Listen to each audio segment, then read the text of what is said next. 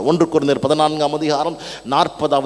1 Corinthians chapter 14 verse 40. சகலமும் நல் ஒழுக்கமாயும் கிரமமாயும் செய்யப்பட கடவது.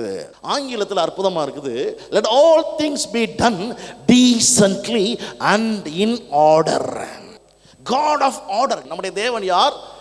ஒழுங்கின் தேவனாக இருக்கிறார். God of order.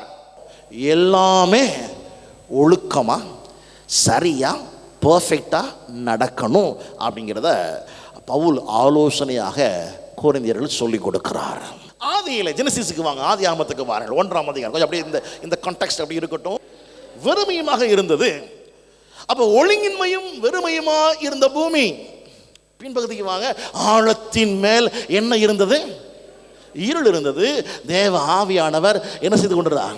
ஜலத்தின் மேல் அசைவாடி கொண்டிருந்தார். பூமியானது எப்படி இருந்தது? ஒழுங்கின்மை, வெறுமை. சகலமும் ஒழுங்கும் கிரமமாய் இருக்க கடவுதுன்றார். அப்ப இந்த ஒழுங்கின்மை வெறுமை எங்கே இருக்கும்? வசனம் சொல்றது, இருள் எங்கே இருக்கிறதோ அங்கே எல்லா ஒழுங்கின்மையும் எல்லா வெறுமையும் இருக்கும். புரியணும்னா எப்படி புரிந்து கொள்ளலாம்? எங்கே வெளிச்சம் இருக்குதோ அங்க ஒழுங்கும் அங்க நிறைவும் இருக்கும். வெளிச்சம் இருக்கிற இடத்துல கவனமாய் கவனியுங்கள். வெளிச்சம் இருக்கிற இடத்துல ஒழுங்கு இருக்கும். வெளிச்சம் இருக்கிற இடத்துல நல்லா கவனிங்க, வெறுமை இருப்பதல்ல, ஒழுங்கு இருக்கும், நிறைவு இருக்கும், பரிபூரணம் இருக்கும்.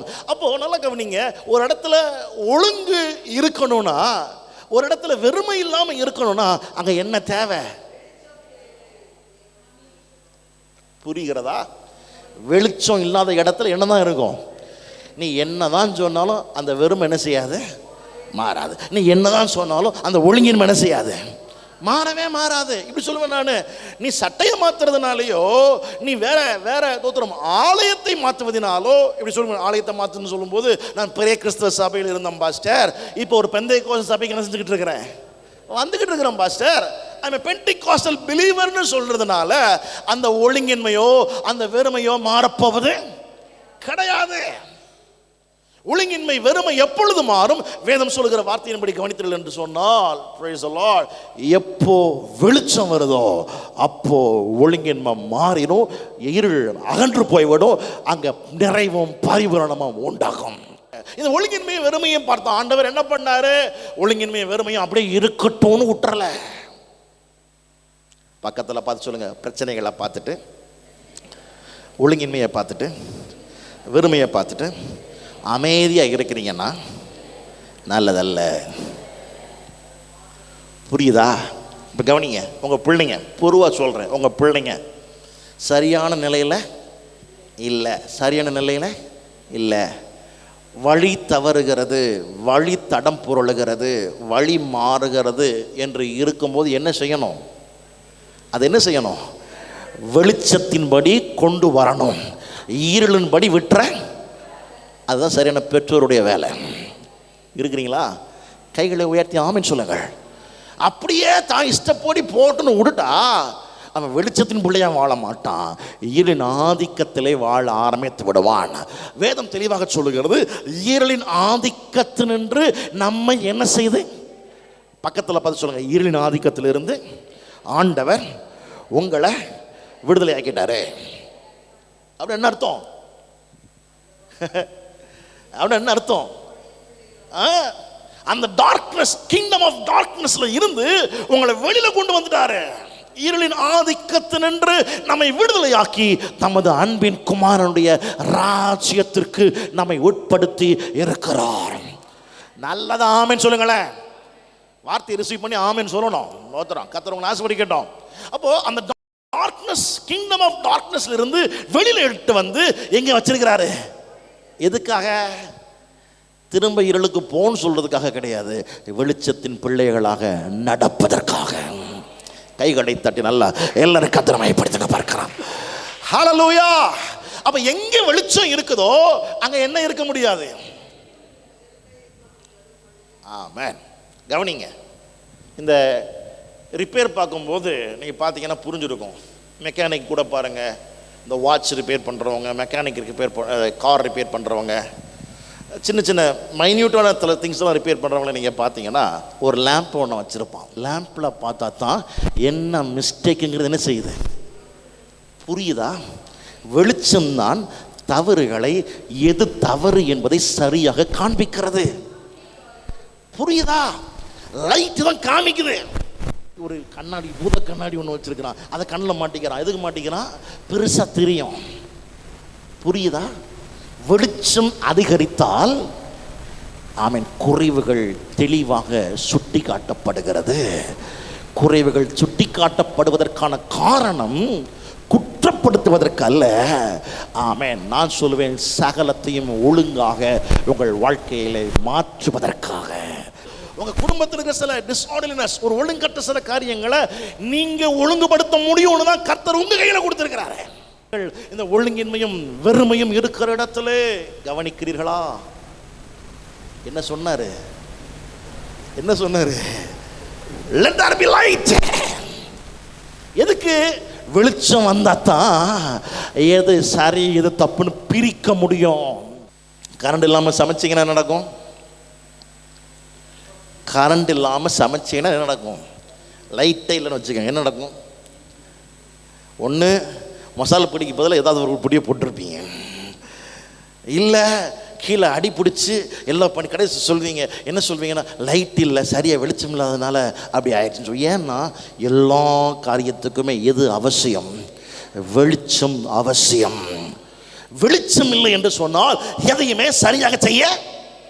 கிறிஸ்தவ வாழ்க்கையை கூட சொல்லுவேன் நான். எப்படி என்ன சொல்லுவேன்னா, கிறிஸ்தவ வாழ்க்கையில் இந்த ஆவிக்குரிய கண்ணு திறந்து வாழணும். ஆவிக்குரிய கண்ணு திறந்து வாழாட்டா எல்லாமே உனக்கு பிரச்சனை தான். எல்லாமே உனக்கு பிரச்சனை தான். எல்லாருமே உனக்கு பிரச்சனை தான். அங்கே ஒழுங்க உன்ட்ட எதிர்பார்க்கவே முடியாது. ஏன்னா இந்த கண் என்ன செய்யலை. புரியுதா?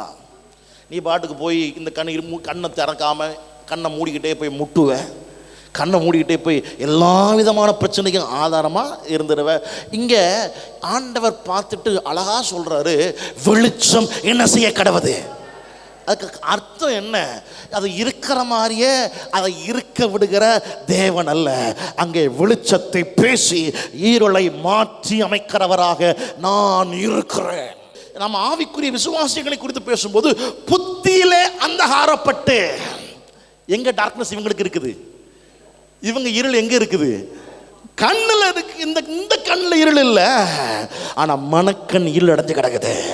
மனக்கண் இருள் அடைஞ்சு கிடந்ததுன்னா உன்னால நல்லது கெட்டதை பார்க்க.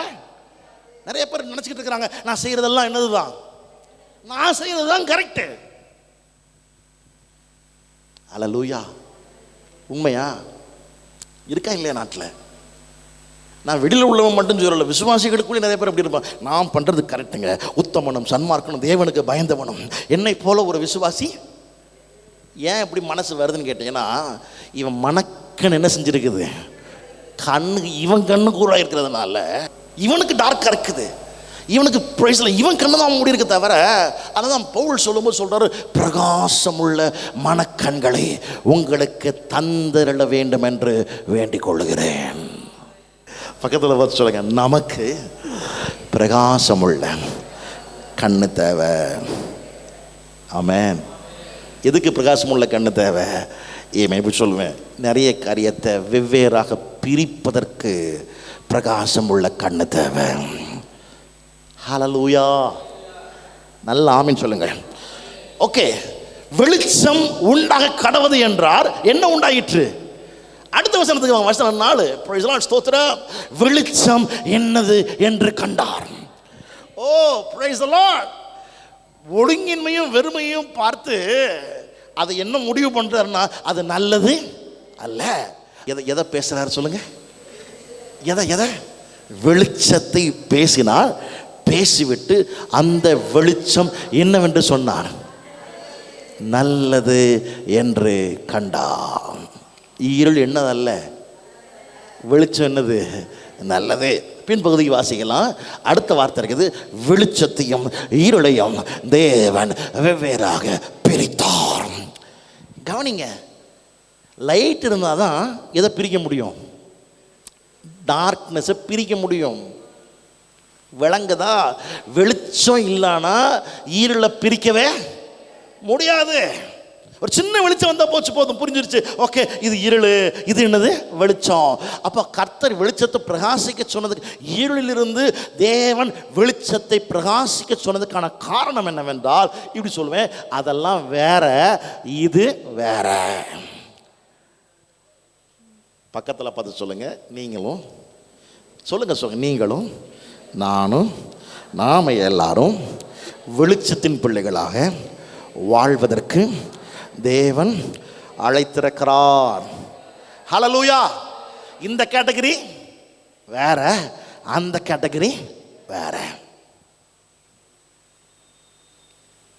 ஸோ அந்த கேட்டகரியில் வாழ்கிற ஜனங்கள் வாழ்கிறபடி நான் வாழ்வது அல்ல. அந்த கேட்டகரியில் இருக்கிற ஜனங்கள் எடுக்கிற முடிவை எடுப்பது போல நான் எடுப்பது அல்ல.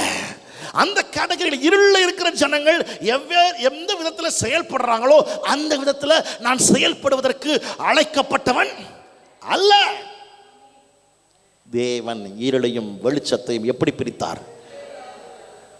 இது சேர்ந்திருக்க முடியாது. பக்கத்தில் பார்த்து சொல்லுங்க, கர்த்தர் உங்களையும் குடும்பத்தையும் வெளிச்சத்தையும் பிள்ளைகளாக மாற்றி இருக்கிறார். நல்லதான் கையை தட்டி கர்த்தரை மகிமைப்படுத்துங்களேன். நல்ல கையை தட்டுங்களேன். Price the Lord. ஹல்லேலூயா. இருளும் ஆமென், இருளுக்கும் வெளிச்சத்துக்கும் என்ன கிடையாது? சம்மதமே இல்லை. கம்ப்ளீட்டா அங்கே இருந்து தேவன் உங்களை வேறு பிரித்து இருக்கிறார். Praise the Lord. Formless, empty, ஒழுங்கற்ற நிலையிலிருந்து ஒழுங்கை பேசுகிறார். எத்தனை பேர் நான் சொல்றது புரியுது? ஒரு ஆமீன் சொல்லுங்கள்.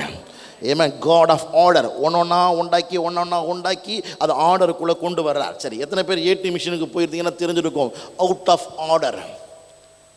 ஏன் இது வேலை செய்யக்கூடிய கண்டிஷனில் இல்லை. அது பழுது பார்த்தா தான் எதுக்கு வரும்? திரும்ப ஆர்டருக்கு வரும். இருக்கிறீங்களா? இந்த காலை நேரத்தில் உங்கள் ஒவ்வொருத்தரையும் பார்த்து நான் சொல்கிறேன், எதெல்லாம் உங்கள் வாழ்க்கையில், உங்கள் குடும்பத்தில், உங்கள் இயல்கைகளில் ஆர்டர் இல்லாமல் இருக்குதோ அது எல்லாவற்றையும் ஒழுங்கிற்குள் கொண்டு வருகிற தேவனாக அவர் இருக்கிறார். விசுவாசிங்க, நான் மட்டும் நல்ல கையை தட்டி எல்லாரும் கர்த்தரை மகிமைப்படுத்துங்க பார்க்கிறார். ஹல்லேலூயா. எப்படி சொல்லுவேன் பாஸ்டர், இந்த ஒரு காரியம் அது ஒழுங்கில்லாமல் இருக்குது, இந்த ஒரு காரியம் ஒழுங்கு இல்லாமல் இருக்குது, ஆர்டர் விட்டு போயிருச்சு, இப்படி நடந்திருக்கணும், இப்படி முடிஞ்சிருக்கணும், ஆனால் அப்படி நடக்காம அப்படி முடியாம அது வேற மாதிரி இருக்குது. என் கணவர் எப்படி இருக்கிறாரு, என் மனைவி எப்படி இருக்கிறாங்க. Price the Lord. வசனம் சொல்லுகிறது, அந்த ஒழுங்கின்மையை, அந்த வெறுமையை நான் மாற்றி அமைக்கிற தேவனாக இருக்கிறேன்.